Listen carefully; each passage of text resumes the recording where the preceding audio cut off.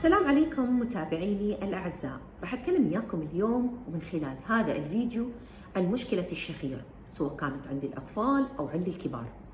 راح أبدأ وياكم من هذا الفيديو وأتكلم عن الشخير عند الكبار، بما أن هي من أكثر الشكاوي اللي تستدعي أن المريض يلجأ إلى الطبيب في العيادة، سواء كان عند الرجال أو عند النساء.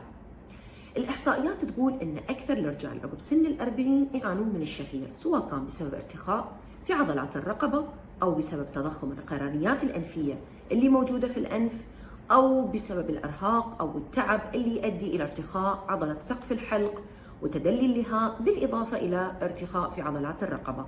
طبعا عادات عن السمنة، وخاصة اللي تتركز في منطقة الرقبة. نفس هذه الأسباب بالتأكيد تنطبق أيضا على النساء، ولكن هي تنطبق أكثر على فئة الرجال، بما أن هناك عامل آخر يزيد من هذه المشكلة وهو التدخين. ففئة الرجال لا زالت تطغي على فئة النساء في التدخين، وهو من العوامل اللي تزيد من مشكلة تضخم اللحميات والقرنيات الأنفية ومشاكل تراكم المخاط وإفرازات البلغم من الغدد المخاطية، سواء كانت في الأنف أو في البلعوم. اتكلمنا عن الأسباب المحتملة إلى الشخير سواء كان عند الرجال أو النساء، تكلمت فيها بشكل سريع جدا. شنو هي طريقة التعامل مع هذه المشكلة إذا حضر المريض إلى العيادة؟ في بداية الأمر طبعا المريض يتم فحص المريض في العيادة باستخدام المنظار العادي، ممكن استخدام المنظار داخل الأنف إذا تعذر إلى الطبيب أنه يفحص الأنف بشكل مباشر.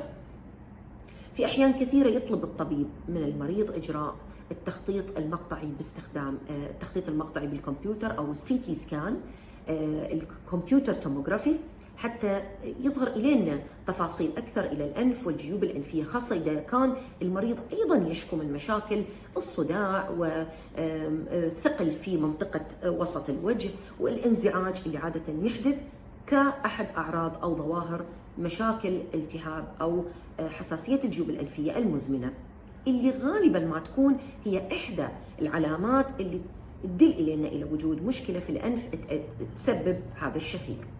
طبعا أثناء الفحص أيضا يتم فحص الأنف وفحص الفم أيضا، تدلي اللهاء وارتخاء في سقف الحلق إلى علاقة أيضا بهذه المشكلة. شنو بيكون بعدين العلاج؟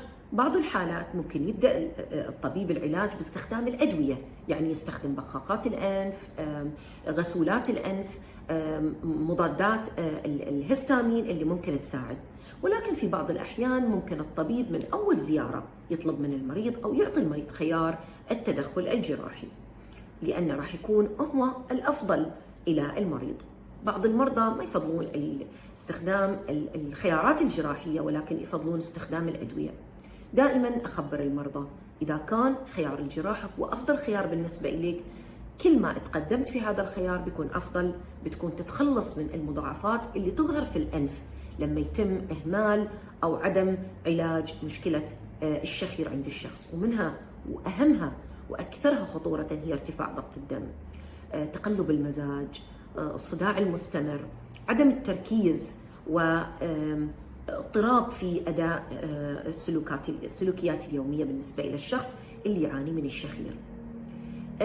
جراحة الأنف تختلف طبعا من حالة إلى حالة. بعض الحالات تستدعي فقط تصحيح إلى انحراف الغضروف الأنفي مع تصغير حجم اللحميات الأنفية أو القرنيات الأنفية. بعض الحالات تستدعي تدخل المنظار وتنظيف إلى الجيوب الأنفية. بعض الحالات تستدعي استئصال بعض النتوءات أو الشحميات الزايدة اللي تطلع في الأنف، اللي تطلع عند بعض الأشخاص. بعض الجراحات تستدعي تصحيح سقف الحلق المتدلي واللهاء وتصغيرها. وطبعا ما ننسى إذا كان الشخص يعاني من السمنة، فإنزال الوزن يعتبر خطة مهمة جدا في العلاج. هذا بالنسبة إلى الشخير عند الكبار. انتظروني في الفيديو الجاي وراح أتكلم وياكم بإذن الله عن الشخير عند الأطفال.